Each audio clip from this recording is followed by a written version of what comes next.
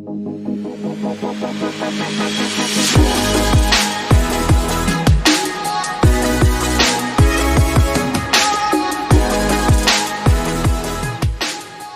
Nyoman, silakan Pak Nyoman. Ya. Assalamualaikum warahmatullahi wabarakatuh. Selamat melaksanakan ibadah puasa untuk rekan-rekan umat muslim. Pertemuan kali ini Pak Agus sangat brilian sekali. Kami sebagai masyarakat daerah merasa tercerahkan. Di awal-awalnya kita hanya meraba-raba, akhirnya dari narasumber pertama Pak Eko, kemudian dari ADF Pak Teguh, dan terakhir Pak Anan, itu sangat luar biasa. Berkaca dari pengalaman ini dan terutama dari Pak Anan Nugroho yang sekian tahun bergelut di bidang energi, suara saya bisa ditangkap nggak Pak? Bisa. Ya. Saya tidak berbicara energinya Pak. Karena saya orang sosial, saya berbicara sosiologinya. Setiap pembangunan di Indonesia, sebagaimana juga pengalaman pembangunan energi dari Pak Adnan tadi, tentu ada pro dan kontra. Ya, kita sebagai perencana sangat mendukung rencana yang sangat mulia bagaimana IKN kita itu adalah menggunakan energi yang terbarukan. Nah, dari pengalaman-pengalaman yang tadi di IKN ini perlu kita perhatikan bahwa IKN ini mempunyai social culture, budaya, dan masyarakatnya sudah paham betul bahwa Kalimantan Timur itu adalah penghasil energi utama fosil. Ya. Jadi kesempatan ini sebenarnya dari webinar ini sebenarnya bisa dipakai sebagai salah satu acuan untuk menyampaikan kepada masyarakat bagaimana agar mereka bisa siap menerima program baru ini dengan tidak memarginalkan sumber daya mereka. Dalam hal ini adalah hasil utama mereka energi fosil ini. Dan harus dijelaskan tahapan-tahapan seperti tadi. Tahun 2035 kita masih gunakan banyak seperti ini, dan nanti pilihan pun, karena selama ini kan yang beredar di masyarakat, terutama di masyarakat Indonesia Timur itu pilihannya adalah hidrogen seperti tadi. Hidrogen memang bagus, tetapi seperti tadi penghasil hidrogen itu harganya mahal. Jadi saya sangat cocok sekali apa yang disampaikan oleh Pak Eko Adi tadi, bahwa bagaimana kita menggabungkan semua komponen yang ada dengan tidak meninggalkan apa potensi daripada Kalimantan Timur. Bila perlu, kalau umpamanya sumber hidrogen itu dari Kalimantan Timur, dari gas-gas yang ada, bisa mungkin diteknologikan bagaimana caranya agar mereka merasa sebagai pemilik wilayah, walaupun kita negara kesatuan Republik Indonesia tidak bisa dikapling-kapling, sebagai penempat wilayah, tetap merasa dihargai sumber daya alam dan sumber daya manusianya. Nah, tentu kebijakan yang sumber daya manusia kan sudah kita bahas dalam webinar yang lalu. Bagaimana potensi-potensi SDM lokal bisa dimanfaatkan. Sekarang potensi sumber daya alamnya juga bisa dimanfaatkan.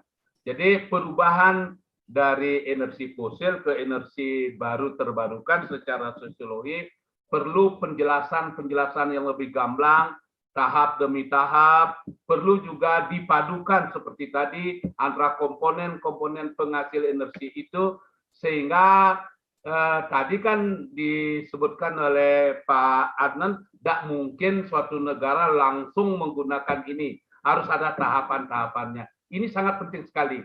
Jadi salah satu yang kami petik pembelajaran dari webinar yang kedua ini adalah bagaimana pengambil kebijakan dan perencana kebijakan kita bisa memasyarakatkan kepada masyarakat, ini loh keinginan kita bersama, kemudian ini loh kebaikannya, dan inilah proses yang akan dilakukan, tahapannya ini yang dilakukan, tidak sekonyong-konyong, karena mohon maaf sekarang itu beredar isu di masyarakat harus hidrogen, padahal pilihan-pilihan tadi itu masih banyak pilihan. Dan saya cocok sekali apa yang disampaikan oleh Pak Eko. Untuk sementara mungkin saja kita gunakan PLTU tapi berada di luar IKN. Lama-lama nanti tahun 2035 nanti PLTU-nya bergeser dikit-dikit. Secara sosiologi ini sangat penting. Karena pengalaman kita bukan di Kalimantan Timur saja, program-program pembangunan di Jawa Tengah, program-program pembangunan di Sumatera banyak terkendala karena komunikasi kita kepada masyarakat itu masih kurang sekali. Jadi dalam hal ini apalagi dengan teknologi yang serba canggih sekarang, masyarakat segera akan bisa menerima informasi dari atas, tetapi jangan lupa kadang-kadang di informasi itu ada terselip hal-hal yang kadang-kadang tidak sesuai dengan keinginan masyarakat. Jadi sekali lagi kami selaku masyarakat daerah, terutama Bali yang pariwisata yang dekat juga dengan Kalimantan Timur, kita bersyukur ada IKN dengan menggunakan energi baru terbarukan, tapi tahapannya.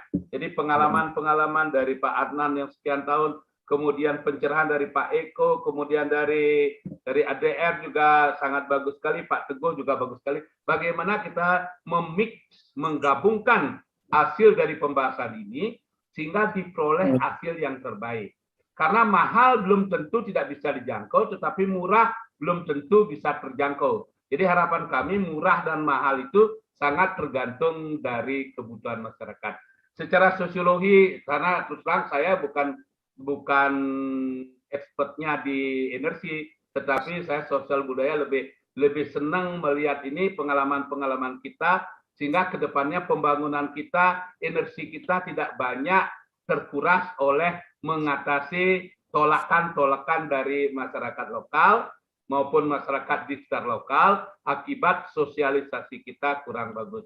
Jadi kalau kayak yang Bilahari sumber daya itu luar biasa. Jadi ASN itu akan siap ke sana karena diberikan pencerahan. Sekarang saya kira masyarakat akan siap menerima kalau sudah diberikan pencerahan dari narasumber yang pertama, kedua, ketiga, dan pembahas terakhir yang keempat. Saya kira itu dari kami. Kurang lebihnya mohon maaf kalau ada hal-hal yang kurang berkenan. Semangat PPI maju terus, bagaimana kita memfasilitasi antara kebijakan pusat, kebijakan daerah, dan masyarakat bisa menyatu. Wassalamualaikum warahmatullahi wabarakatuh. Om Santi Santi Om. Waalaikumsalam.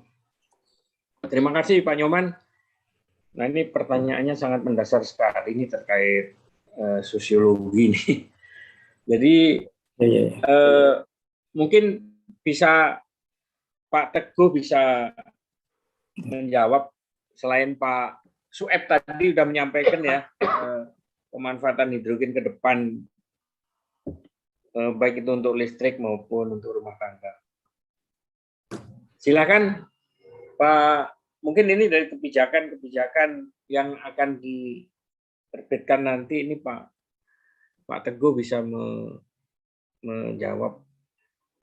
Terima kasih Pak Nyoman untuk pertanyaannya. Memang salah satu sebenarnya faktor yang paling tadi saya sudah sampaikan bahwa ada 3 faktor yang menentukan mengenai transisi menuju pemanfaatan EBT di pemanfaatan energi terbarukan di Ibu Kota Nusantara.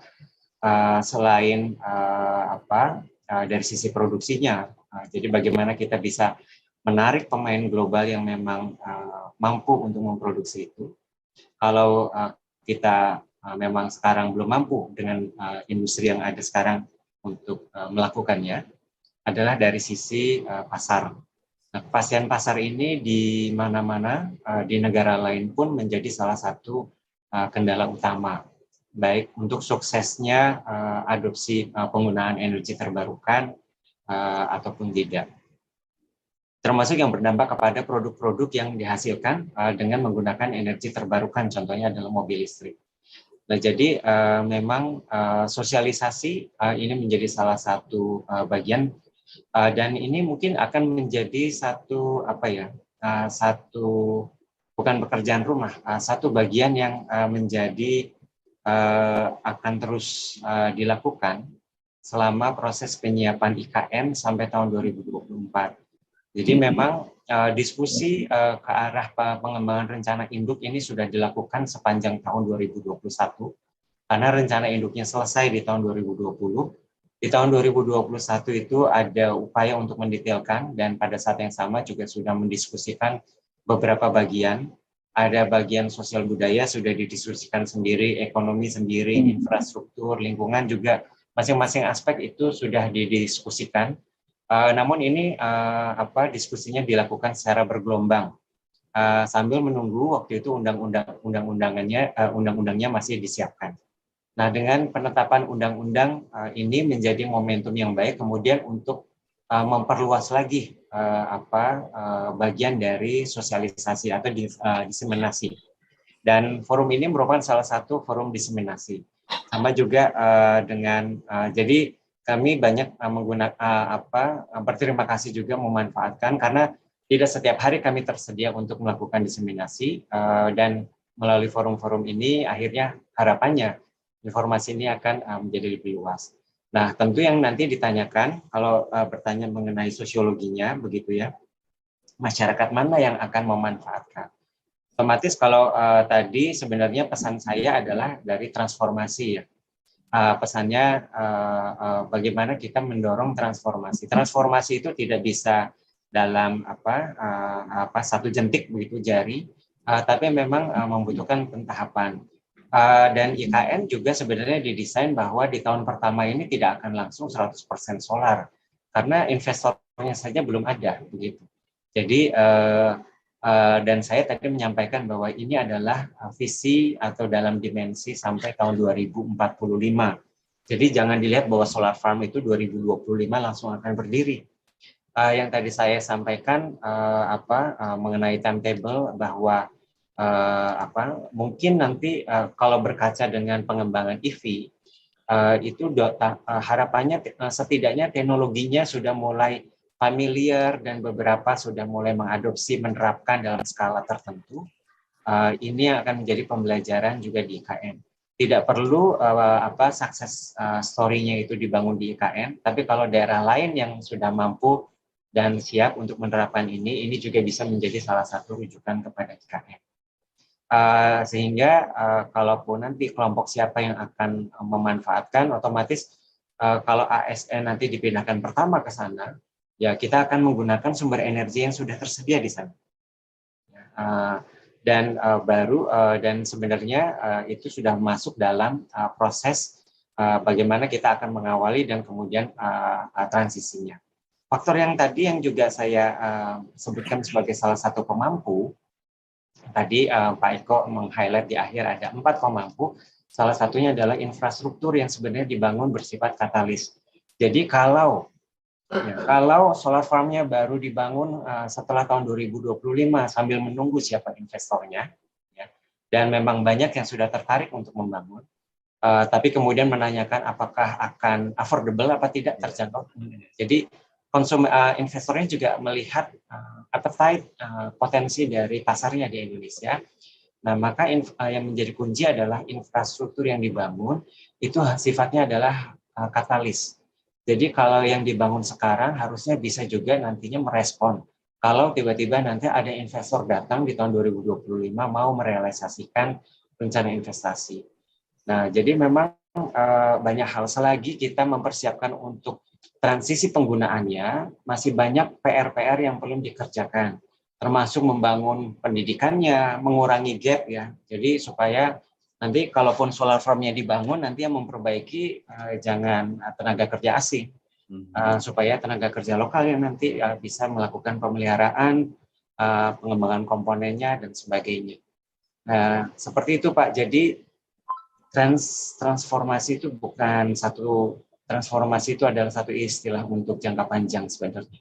Tidak bisa jangka pendek. Dan kalaupun tadi 100%, saya rasa ini visinya juga visi 2045. Dan untuk Indonesia, kalau Indonesia bergerak ke sana, tentu IKN sebagai lighthouse dari nasional juga akan bergerak seiring. Mungkin itu yang dapat saya sampaikan. Terima kasih. Terima kasih. Ya boleh. Terima kasih Pak Teguh. Bisa ya silakan Pak Enen. Terima kasih Pak Nyoman ya. Ya. Pak Nyoman, ini saya kayaknya memang semua harus dibikin lebih mudah, lebih tangkap ya Pak ya. Kadang-kadang ini konsep-konsep itu kita aja bingung nangkapnya, apalagi rakyat ya. Gitu. Misalnya beginilah, kita coba cerita tentang IKN itu sekarang dari mana energinya kan. Maka itu tadi saya katakan itu ada namanya sistem Kaltim, sistem listrik. Ini baru listrik ya. Saya nggak cerita nanti minyak, tapi listrik lah yang pertama itu Kaltim itu kalau kita jalan-jalan di sana Pak, di Mahakam itu kita akan lihat beberapa PLTU banyak gitu, banyak.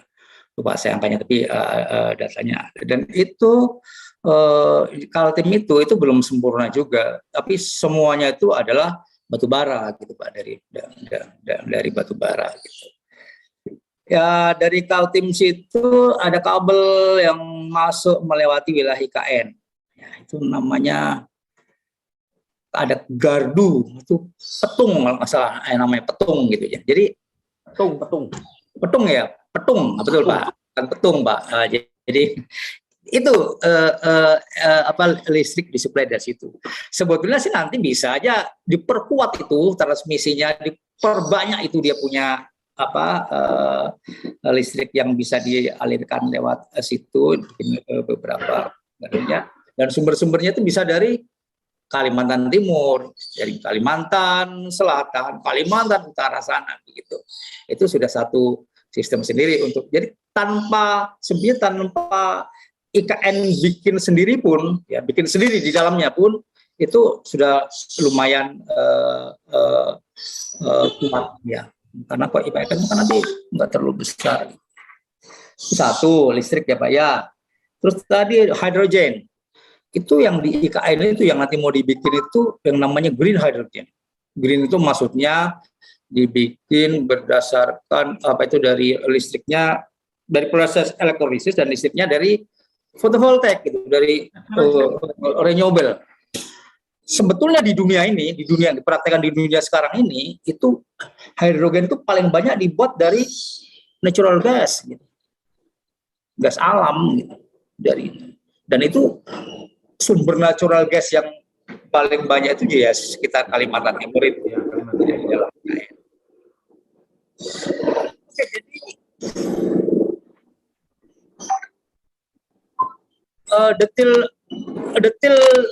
detil itu memang harus disiapkan dan ditunjukkan ya. Challenge pertama misalnya untuk membangun sebuah solar farm itu apa? Challenge apa gitu termasuk dari siapa sih yang mau bangun? Sebenarnya semua juga mau bangun kalau ada PPA-nya itu disepakati ya. PPA itu Power Purchase Agreement gitu. Misalnya PLN harus beli pada harga berapa. Tapi PLN kalau dia lihat ini kok harganya mahal, ya juga saya punya alternatif yang lain. Ya, gitu. Jadi semua itu pada akhirnya nanti akan masuk ke ini sih bisnis ya, bisnis ya. Jadi tidak semua itu bisa disuruh gitu sama pemerintah. Itu yang namanya Pak Agus itu bisa minta PGN mengerjakan, Pertamina mengerjakan, PLN mengerjakan, tapi memang mereka mau gratis. Ya, nggak ada yang gitu. Jadi dan mereka punya pilihan, punya option untuk. Nah di situ nanti saya nggak tahu masa kita akan siapkan itu dalam diskusi ini aja, tapi kan sudah ada kantornya, belum ada kantornya sih, sudah ada orangnya, otorita itu Pak Bambang Jantono sama Doni, itu ya teman-teman saya juga gitu, artinya mereka juga kelihatannya nanti bagaimana menyiapkannya gitu. Jadi tidak semua itu akan keluar dari, dan pasti nggak akan keluar di namanya lampiran rencana Indo itu sangat belum bicara sedetil itu gitu. Padahal yang dibutuhkan masyarakat kan yang lumayan detail Pak ya, detail dan jelas ya, tidak spekulasi. Yang bisa dicerna, yang mudah dicerna. Iya. Ya Pak, mudah-mudahan kita masih di. Agus, saya boleh kasih satu slide aja sedikit? Ya, silakan Pak. Iya, Bapak sekalian, saya ini slide yang menurut saya juga penting ya. Ini pernah saya sampaikan kemarin. Apakah bisa kelihatan Bapak Ibu sekalian? Belum, Pak. Belum. Belum ya. Bentar lagi. Muncul. Sudah, ya, sudah. Sudah ya, Pak. Jadi begini Bapak Ibu, ini adalah potret industri fotovoltaik yang ada di Indonesia. Jadi yang ini saya jelaskan sedikit ya. Jadi yang vertikal ini adalah value added, nilai tambah. Ini adalah proses industri fotovoltaik dari mulai research, raw material, pembuatan wafer atau pembuatan apa? Ya kalau secara teknis itu adalah junction dan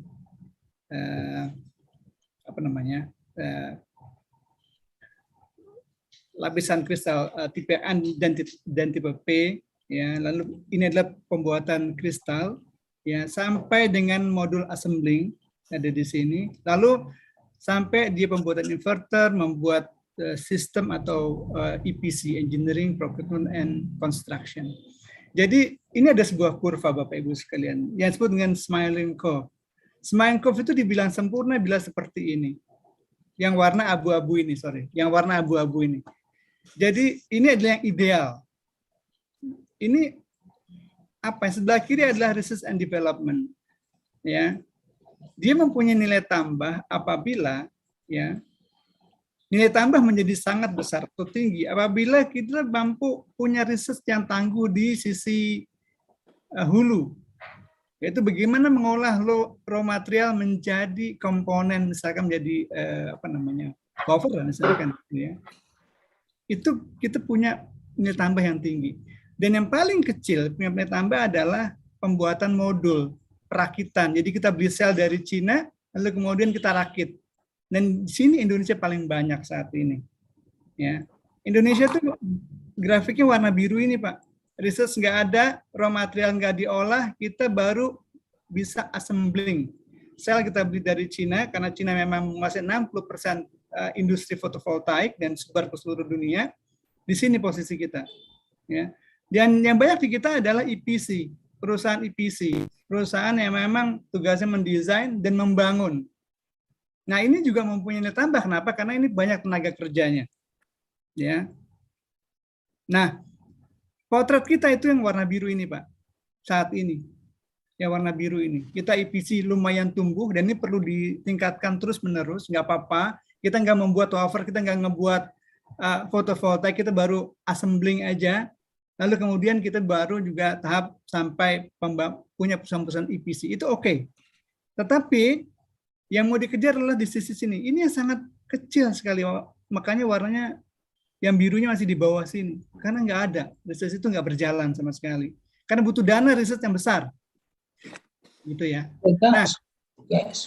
Nah, ini asumsinya kalau misalkan ya kita punya dana riset yang cukup banyak, lalu kemudian kita fokus ke pengolahan raw material. Kalau itu terjadi, maka senyumnya kayak warna yang merah ini, Pak. Udah mulai terbentuk lah senyumnya, walaupun belum sempurna. Nah, apa yang dilakukan oleh negara-negara model Malaysia atau Vietnam? Mereka bergerak di awal di sini dulu, pasti di sini dulu, karena ini modalnya kecil. Lalu mereka bergerak ke kanan untuk memperkuat pembangunan PV system, bangun skala kilowatt atau megawatt. Lalu kemudian mereka belajar dan mereka akhirnya maunya ke kiri sekarang. Gitu. Nah, Indonesia dapat saya memang ini udah mulai bagus ke kanan, tapi kita harusnya juga ke kiri. Nah, kalau IKN memang itu saya tidak tahu bagaimana rencana IKN, tetapi disinilah sebenarnya yang kita enjoy kan berapa besar nilai tambah yang bisa kita dapatkan dari industri PV itu. Nah, dengan gambar gini minimal kita tahu di mana posisi kita. Ini tesis mahasiswa S2 saya kemarin, dan itu banyak data sekali yang diambil dan menghasilkan potret yang sepanjang ini. Demikian, terima kasih Bapak-Bapak. Assalamualaikum warahmatullahi wabarakatuh. Waalaikumsalam warahmatullahi wabarakatuh. Pak Agus boleh sedikit? Terima kasih Pak Adi. Pak Agus? Ya, silakan Pak Tum. Oke, saya sedikit aja ingin mendapat ini semacam closing statement aja. barangkali dari narasumber, saya ingin ke Pak Eko dan Pak Saifuddin ya. Bagaimana Pak Eko dan Pak Saifuddin merespon roadmap energi Indonesia ini secara umum deh. Dan secara spesifik kaitannya dengan pemanfaatan energi hidrogen tadi. Apa kira-kira catatan-catatan penting yang menjadi masukan, rekomendasi kebijakan penting dan realistis? Saya kira itu Pak Agus.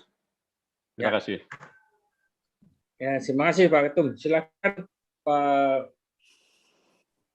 Saifuddin nih, karena memang tujuan harapan kita awal itu bisa adanya dari seminar ini ada rekomendasi mengenai pemanfaatan baterai sama mungkin ya. Gitu. Silakan Pak Sueb dulu apa?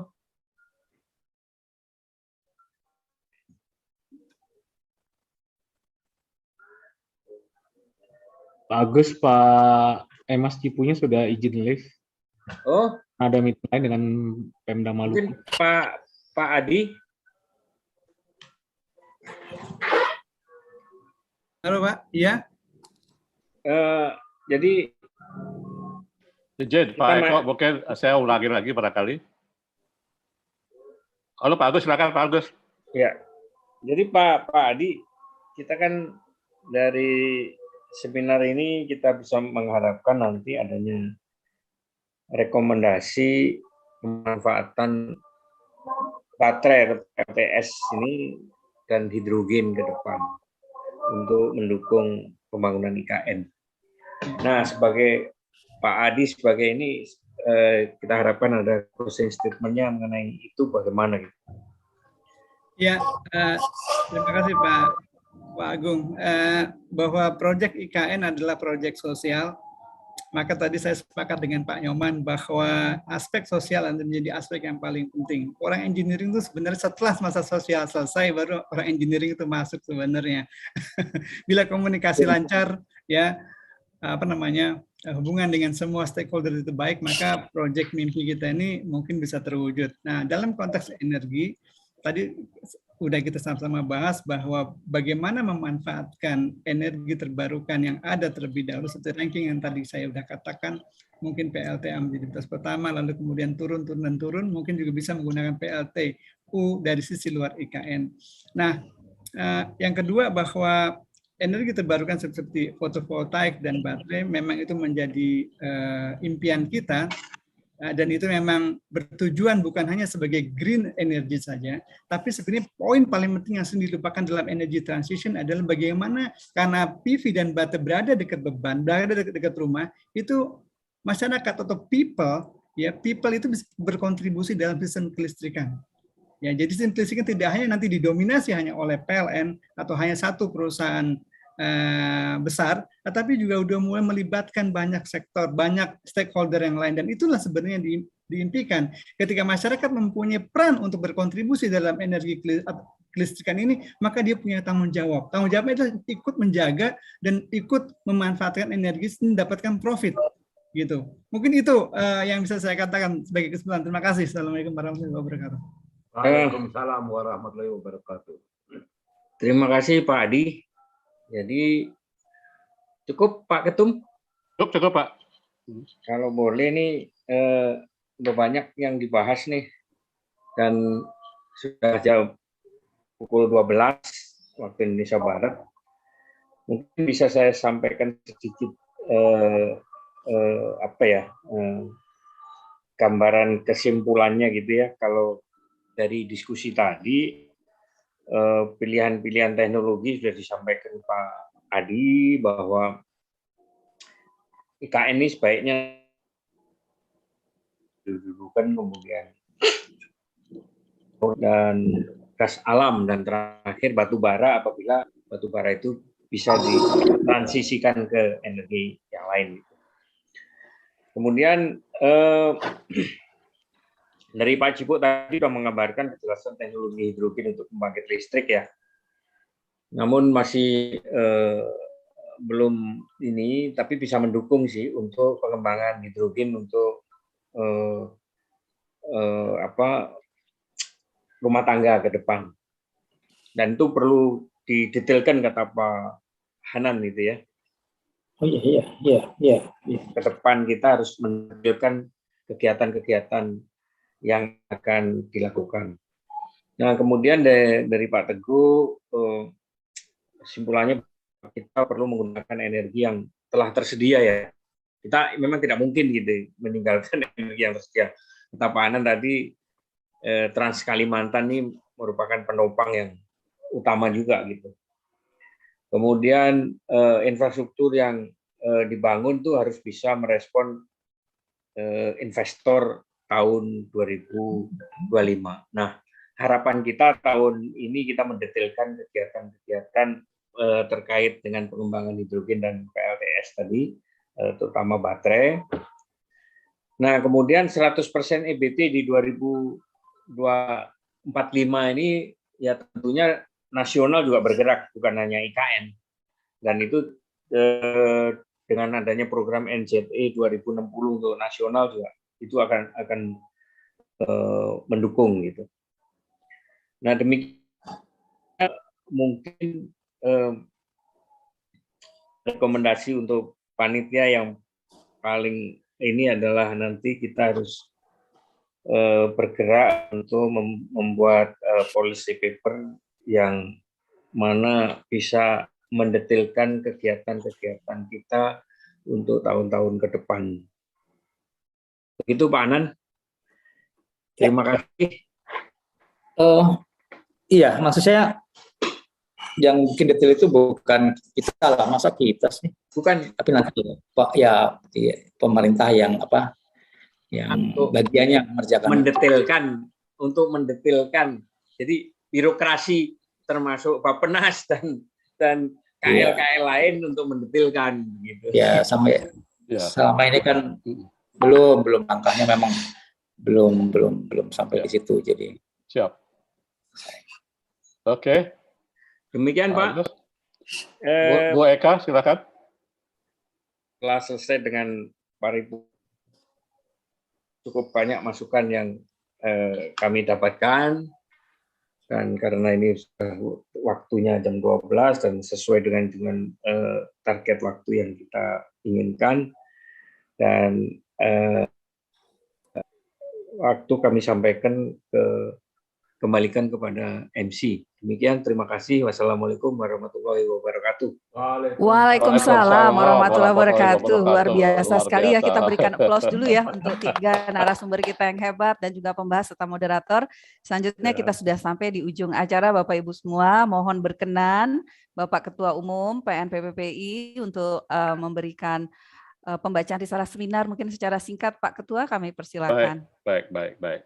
Baik, terima kasih Bu Eka, Pak Agus, luar biasa moderator hari ini. Sesi terakhir ini saya mencoba menyimpulkan Bapak Ibu sekalian, namun belum menyeluruh mengingat waktu yang terbatas ya. Ini hanya catatan-catatan kecil aja, antara lain sebagai berikut. Tadi saya luar biasa menarik apa yang disampaikan oleh Pak Eko tadi, keren. Jadi catatan dari beliau ini saya ambil beberapa hal. Beliau mengatakan bahwa inovasi anak Indonesia ini bisa, dan ini penting menurut beliau. IKN bisa menggunakan ini, kelistrikan virtual. Ini merupakan gagasan dari Pak Eko. Saya terkesima juga melihat paparan beliau rumah UI tadi itu sebagai virtual power plant. Luar biasa Pak Eko. Mengurangi beban puncak malam hari, seluruh sistem kelistrikan saling bersinergi. Ini barangkali bisa diadopsi di IKN ini, sistem rumah UI ini.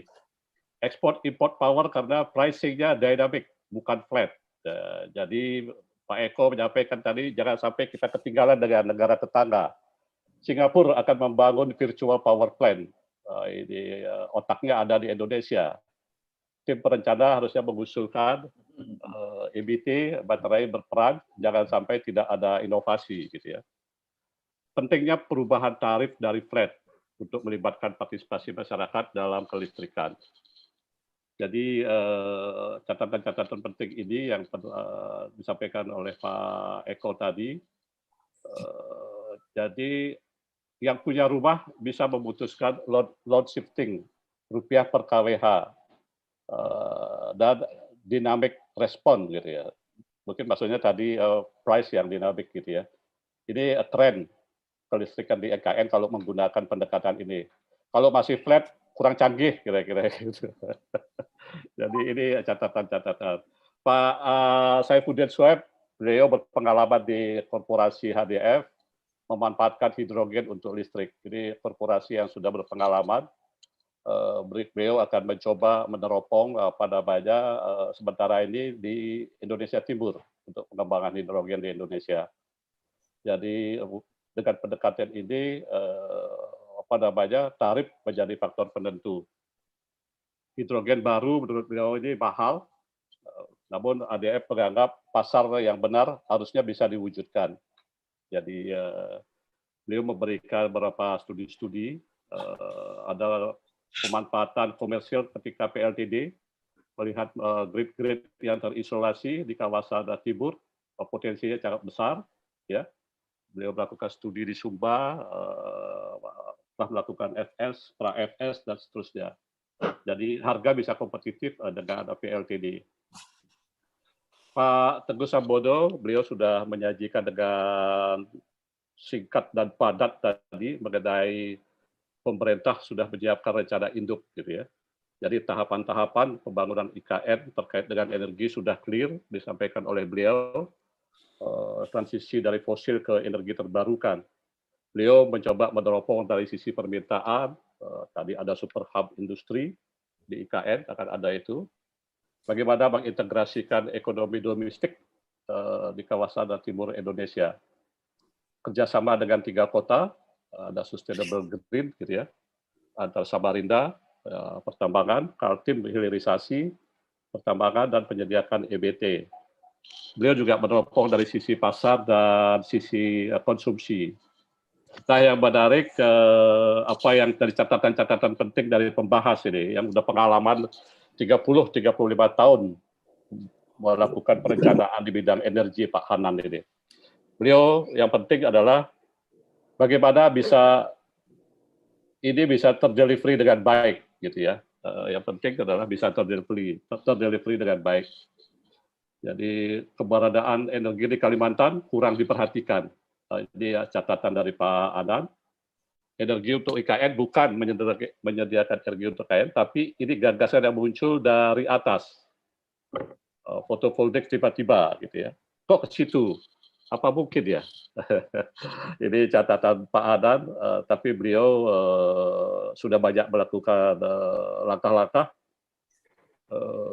Jadi konsolidasi di dalam perencanaan ini juga Pak Hanan dengan kawan-kawan di Bappenas sudah melakukan langkah-langkah dari apa yang beliau sampaikan tadi untuk melakukan perbaikan-perbaikan sehingga lebih terdelivery dengan baik dan reasonable kira-kira gitu. Bapak Ibu sekalian, ini terakhir catatannya, mungkin ini merupakan satu rekomendasi aja gitu ya. Pengembangan hidrogen ini perlu memperhatikan economic scale.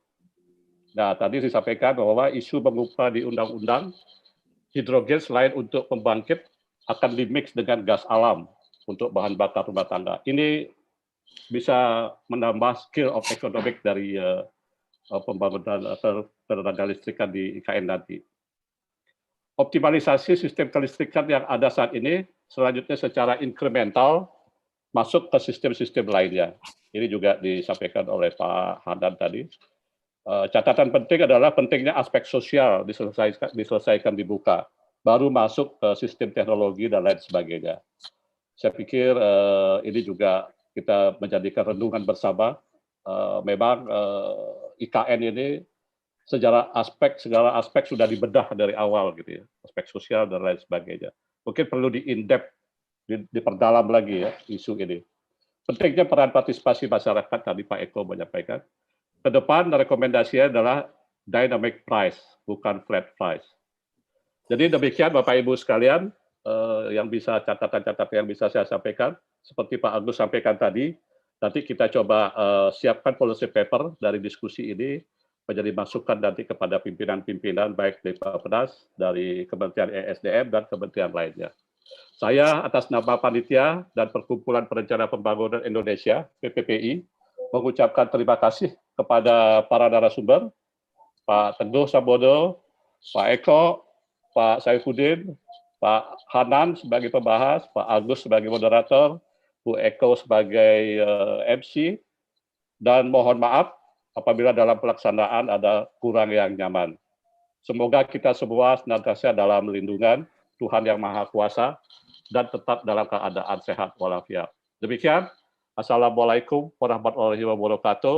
Om Santi, Santi, Santi, Om. Ya, terima kasih banyak Bapak Ketua. Kita berikan aplaus dulu ya untuk Bapak Ketua Umum PNPPI, Bapak Ibu semua, Bapak Ibu peserta narasumber dan narasumber juga. Dengan telah berakhirnya seluruh rangkaian kegiatan kita, maka selesai sudah kegiatan webinar yang terkait dengan kesiapan teknologi dalam mendukung infrastruktur energi untuk IKN.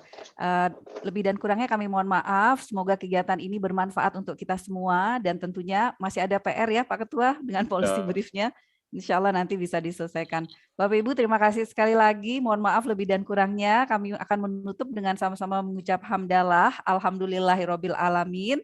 Wabillahi taufik wal hidayah. Wassalamualaikum warahmatullahi wabarakatuh. Terima kasih semuanya. Terima kasih Bapak. Bu Eka, izin bisa foto semuanya, Bu Eka? Di Oh foto, iya boleh. ya, Bapak Ibu. belum foto Ya, kita. silakan dinyalakan kameranya. Ya Bapak Ibu peserta silakan. Monggo Pak Mas Gia, panitia di foto.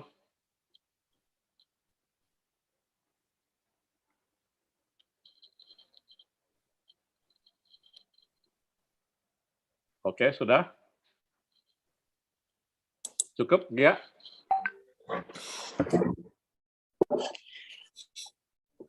Sudah. Sudah. Sudah, Pak. Oke, baik. Oke, Terima terima kasih, Pak Eko. kasih. Pak Eko.